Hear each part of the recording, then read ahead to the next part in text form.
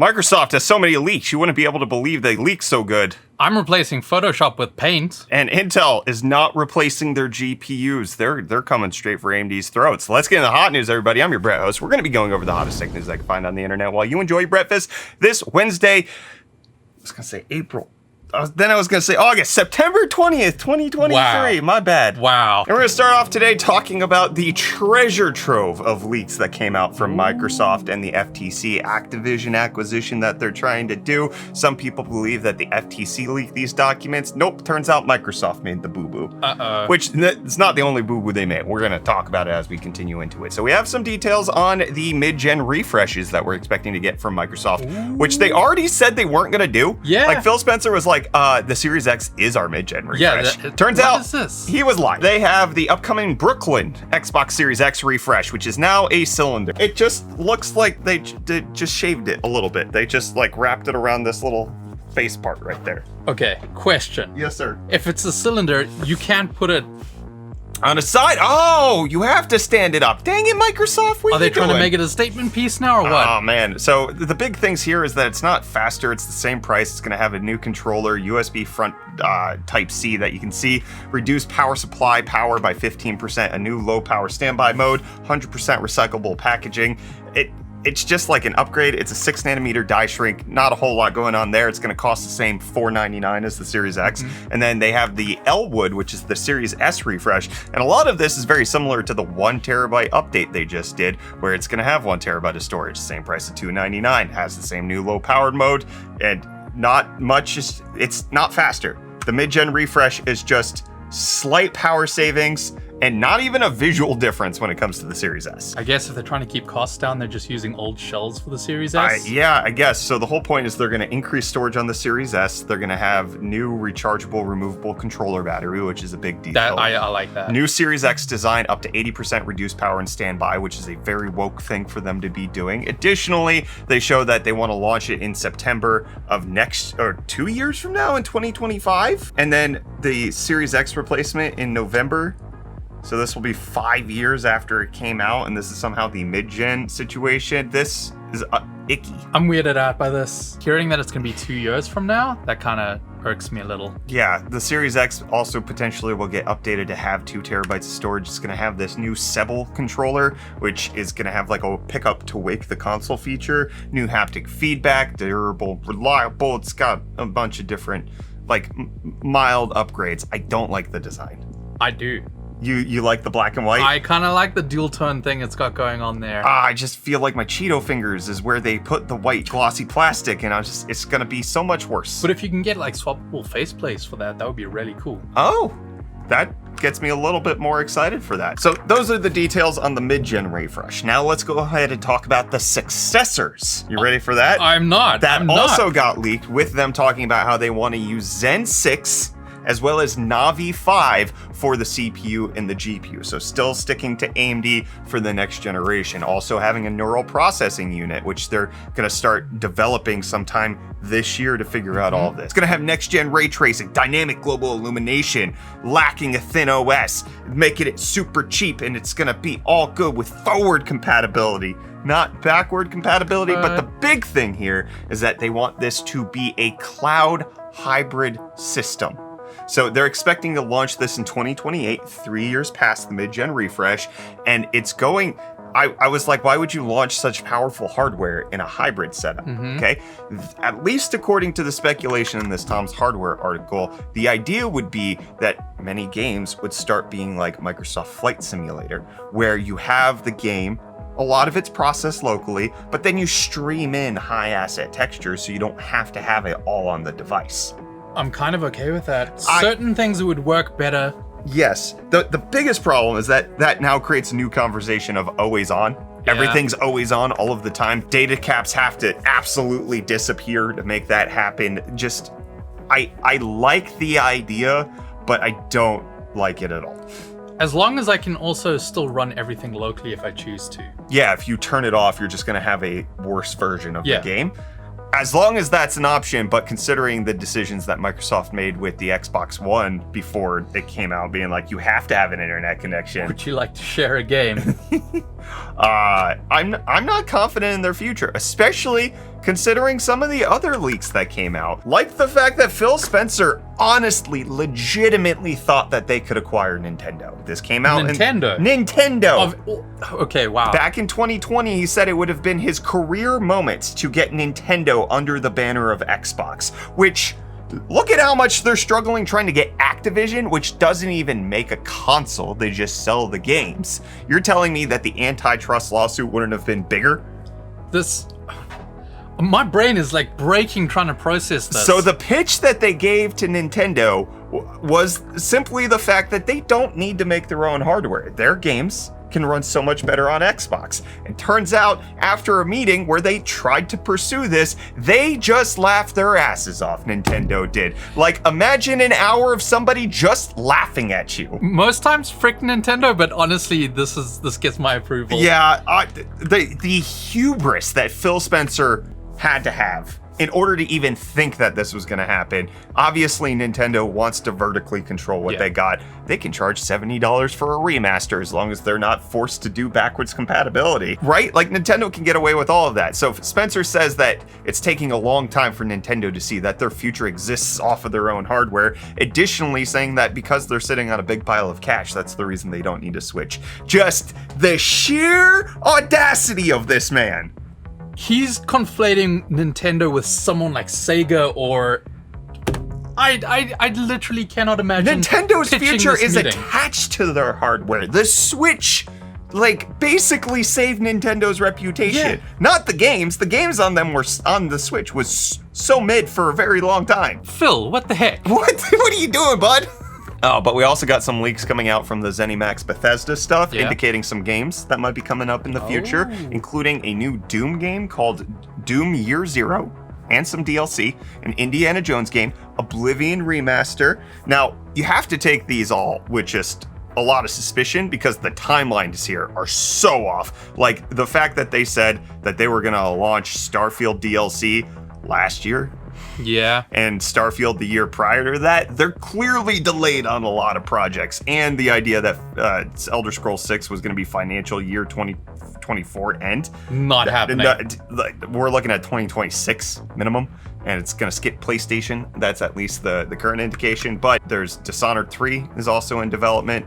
And then there's Project Kestrel and Project Platinum, which we don't know anything about it. But there's a lot going on. It's very strange. I'll take an Oblivion remaster. Okay. I love that game. Will you take 38 more terabytes of data that Microsoft leaked out? Uh-oh. So according to a GitHub repository, no. it had to do with some like AI research division. They had some open source code there. And then when you like went through it with a bad configuration error, you could get access to sensitive personal data, including passwords to Microsoft services, secret keys, and over 30,000 internal Microsoft team messages from 359 Microsoft employees. Microsoft says no customer data was exposed and nothing other than internal services was at risk, but just oopsie. That's a big oopsie. It's a big week of leaks for Microsoft. Terabytes with the oopsies. Yeah, can we just, nothing against Phil Spencer as a person, don't know him obviously, but can we just all reject the audacity of him? It's too much. I'm still reeling from that Nintendo story. Please. You should probably reel on over to today's video sponsor, Silverstone, and their Decathlon lineup of power supplies. We were talking about how the next generation of mid-refreshes for the consoles are going to have better power supplies. Why don't you pick one up for yourself? The Decathlon series of PSUs has an excellent blend of features. It has quality, performance, and price. They're modular with plus or minus 3% voltage regulation performance with gold level efficiency so your PC can run stably and cool. And it's constructed with Japanese capacitors that are built to last without breaking the bank. And they have 3 new members to the Decathlon lineup, the DA750R Gold, the DA850R Gold, and the DA1000R Gold, which are now fully ATX 3.0 compliant and are ready for your next GPU upgrade with their native PCI Express Gen 5 cables. So you can check out the Decathlon lineup of power supplies at the link in the video description. Give yourself a little upgrade. I mean, if consoles can do it, you can do it too, my friends. Check out Silverstone at the link in the video description. Big thanks to them for sponsoring today's episode of Hot. And I'm gonna need that money if I want to use Twitter. I heard about this. Elon Musk in a live stream with the Prime Minister of Israel, Benjamin Netanyahu, of all places to say this, in order to combat the bots that are going rampant on Twitter, he says he needs to charge a small amount of money for people to actually use it. That is the only way he can think of to combat vast armies of bots. The good thing about owning companies is that you have a whole bunch of people around you who also have ideas. You could talk to them and they could probably give you a better idea. That's never gonna happen. I mean, if he does charge for it, it's gonna cure a lot of people's addictions to Twitter. I'll tell you very that much. fast. That's it. It's one thing to charge for, Twitter Blue, where you get extra useless features, but people want to pay for it. Snapchat Plus, right? They have 3 million plus subscribers. I didn't even know Snapchat Plus Yeah, was a like thing. it exists. If you give the people the option to pay, I'm totally fine with I'm that. okay with a premium version of a default free product. Yeah, demanding money up front is the best way to get me to leave. Yeah. Not that my time on Twitter is super valuable. Still, I don't know. That sucks. Yeah, well, you know what doesn't suck? AI. It's very good. You want to yell AI at me? do. Okay, please do it. In a minute. Hey guys! Golly. Google Bard is now making it so that you can search your Gmail, your Google Docs, and your Google Drive for answers to things that you've got going on. So this is a part of new integrations that are coming out with Google Bard, where you can just ask it things like, hey, what time did Benjamin Netanyahu set the meeting for? And it'll search your Gmail and get you the answer using AI. I'm okay with this, like complete integration into the services I'm already using. Yes, but one of the good things that Google does address is that all of this access is just completely private. They're not going to use it to train Bard's public model, nor will it be seen by human reviewers. And additionally, they're going to have some new features rolling out where it's going to integrate with things like Google Maps, YouTube, and Google Flights, and make it work where the chatbot is connecting to every Google service out there. The one thing that Google does very poorly is integration with their own stuff. Yeah. So if they can make this work, maybe there's hope. That's a little step up. Well, there's also a step up on TikTok to at least divulge when you're watching AI generated content. There's going to be new flags that are happening where TikTok is both learning how to recognize and flag it themselves, but also asking creators to flag their own AI generated content or AI edited content so that it's communicated to the audience. I have seen a couple of AI-based TikToks, so this does make sense.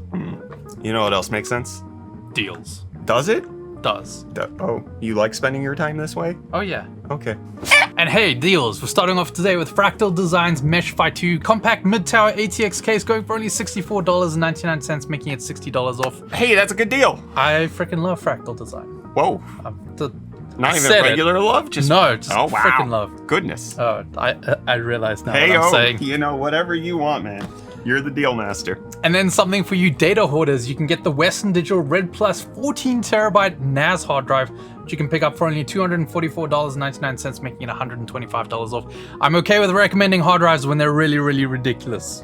I'm just disappointed in you. Good. Just delete your data. You don't need it. And then we have the AMD Ryzen 9 7950X3D, which you can pick up for $584 with the included promo code, making it $105 off. And then again on Team Red, we have the Sapphire Pulse Radeon RX 7900 XT. This 20 gig graphics card is currently going for $749.99 with the included promo code, making it $50 off. And hey, $100 Starfield bundle too if you're that way inclined. $750 plus $584. You got a very fast system going on right there for $1,200 Buckarino. It's $1,300. Good old Red system. Yeah. And with that, the deals are done. You can find these and more linked in the video description down below.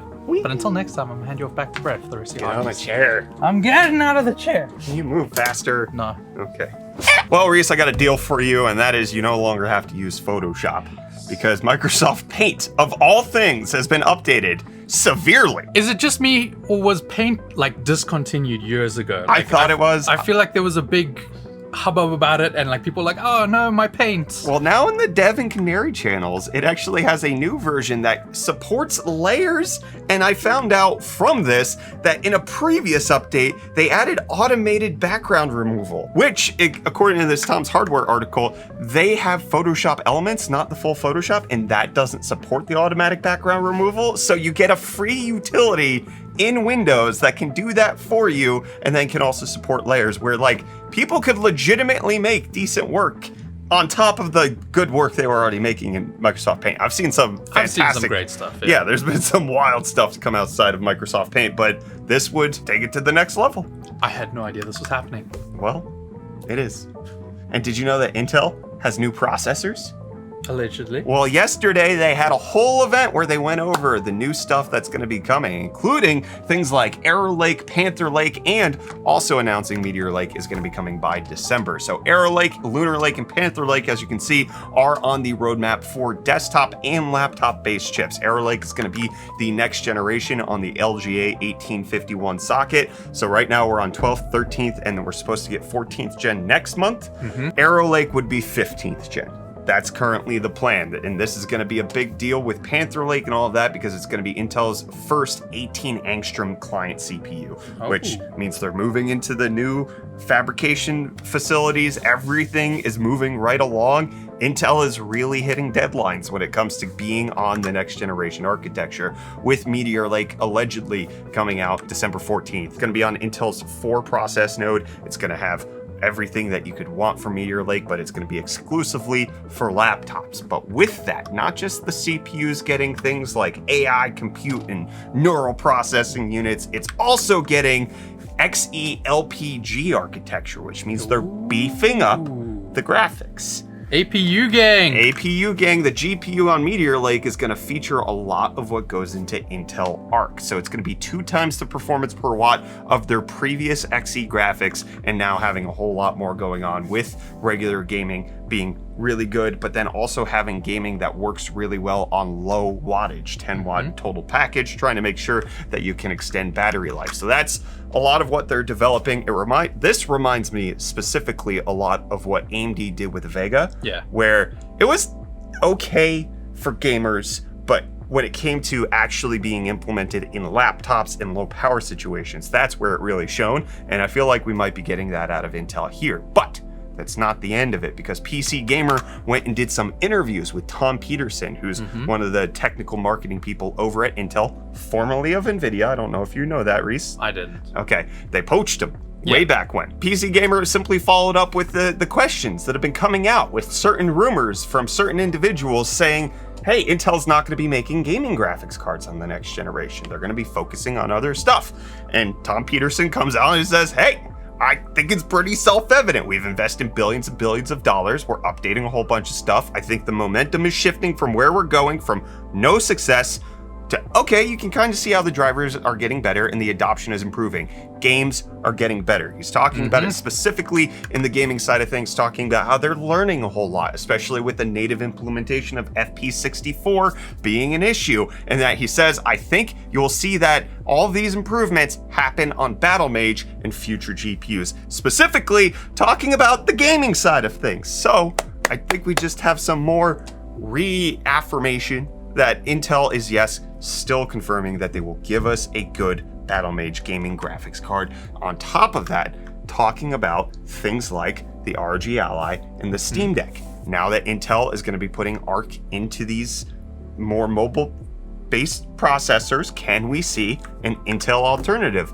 And Tom Peterson said, I mean, if we have good enough graphics and we have great game compatibility and we have a good ecosystem engagement, I mean, it's just really up to the OEMs or maybe even a third party to make the leap. It's just a long journey because people have to become comfortable that our graphics mean something, and we have to prove it over years and years. So it looks like Intel is definitely looking at these mobile platforms, looking at creating more packages that are similar to what AMD is delivering on, and just trusting some other company to do it, which Intel's very big in the mobile game. They already use their CPUs. So, I mean, just shipping a framework laptop with a Meteor Lake iGPU package, which if the iGPU can keep up with what AMD is doing, good stuff. It automatically works. One of the first thoughts I had when you were mentioning all of this was, are we going to get Intel handhelds? Like, my brain went immediately there. It seems like they're at least on board for that. And so we'll just have to wait and see. But Intel, very clear, they're staying the path.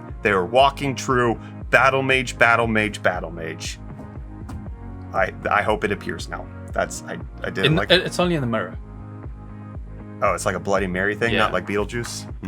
All right, well, let's look in the mirror of comment response, which I'm just gonna say this before we read them. You guys failed. I asked you for gripes and you barely gave me anything that was good. So Hafa Talo saying, hi guys, biggest gripe I have with UFD Tech is that it isn't long enough for my 8-hour commute to an isolated customer. Wish it lasted longer, like at least 40 minutes to an hour, but I know the amount of work you put in is a lot already, and I'm grateful for whatever comes out. I truly enjoy the content and banter that comes out in each video. That is a bad gripe, my friend. You can't compliment me in the same comment. Just join our Twitch live streams. We're chatting all day. That is also true. Yes, we could at least, we don't keep you entertained, but we're around for 8 hours over on Twitch. Max Roy, the AGI, saying, I was under the impression that silicon was a type of glass, which we're talking about the substrate that attaches, the silicon goes on glass, and glass is made of silica and a bunch of other particulates. It's not fully just silicon, but you know, it works like that. Miles Edit saying, video doesn't have chapters for me, and then gave timestamps. I just want to address this here. This is one of the long-standing this is Nintendo's fault. Blame Nintendo for this. The reason you don't get timestamps from time to time is not because we don't put it in the description like we always do. It's because we have a community guideline strike on our channel from Nintendo, and sometimes YouTube doesn't roll out the full feature set to us because we are an untrusted channel. It is frustrating as heck when it happens. I'm sorry, we put the timestamp. We do this. It's been better, but it's still not perfect all the time. Yes, it's one of the advantages that we had for having Hot News on its own channel was always timestamps. Timestamps work every single time. XX Codeman saying, hot take. I can't stand Reece. Hey, yo. He's too energetic, excited, and awake this early in the morning. I've got a secret for you, my friends, because we don't film in the morning. I want whatever coffee he drinks. It's called a full day's worth of work. You guys are such a joy to listen to on my way to work every morning. Gonna miss you and B sharing the same desk. Always a hoot watching you guys transition to and from deals. Catalan does a great job with that. While Luigi Bro saying, my gripe with UFD Tech is that the first time I showed the show to my roommates was the Yummy Deal Master episode. I was so embarrassed. Bro, your name's Waluigi Bro. Yeah, that's already happening. I apologize for nothing. Absolutely not. I hope your friends shame you. I don't know. Man, this is a wild ride that goes on. Alderos says, I love the longer episodes. Biggest gripe is the line about breakfast. For some reason, that news while you eat your breakfast irks me. Also, he spelled irks like Urkel, not irk. Also, I love Reece being there. Hate he will be gone. It's not breakfast. It's Brettfist, which Penfold thankfully corrected. Thank you, Penfold. It's Brettfist. It's not for the beginning meal of the day. It's your whatever meal you're having as you watch the news. Yeah. Okay, Rob Schwab coming in with a couple of actual minor gripes. Number one, I haven't seen you do many collaborations with other YouTube creators or specialists in the tech industry. That's a fair gripe. A lot of that is due to travel challenges that I have due to my son's rare disease. It's very difficult for me to leave my family for any length of time because it is very expensive for us to hire the help that is needed to take care of him. Additionally, when I was at LTX, we were talking as tech YouTube creators, and all of us were like, what's the point of collabing? It's so much extra work. There's no shared audience. You get no conversion from it. At least in the tech space, like it doesn't work very well. We have had people like OzTalks Hardware show up, and like Zach's Tech Turf lives down the street. And also, if you really want to see collabs, the Cannonball for the Cure charity stream, we're gonna have a whole bunch of tech creators providing videos. That's the biggest opportunity I have every year, is to get people to send me videos for our charity event, because it is a tech event that I try to make sure everybody's a part of. Number two, I haven't seen you cover much news about alternative operating systems. I'm not a Linux guy. We're not Linux people. I'm very okay with iOS. I'm very okay with Android. I'm very okay with Windows and Mac OS.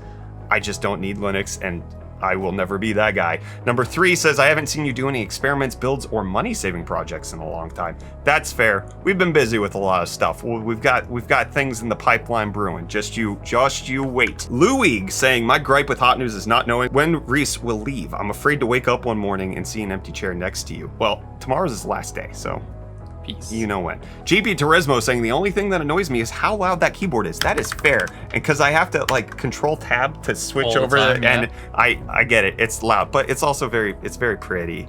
This F96 Iquinix keyboard, it's a pretty keyboard, I do so like it. I keep it around, even though I know it's so loud. Big Man 207060 saying, take this with a massive Lot's wife. Got me so good. This is the only comment I saw in my Lot's wife joke. Catelyn loved it. It was good. She thought it was hilarious. Catelyn left a comment for us as well. I feel vindicated. I thought it was good. And I think that it's good if we end this episode of Hot News, because tomorrow's your last episode, and we'll see you back here for that.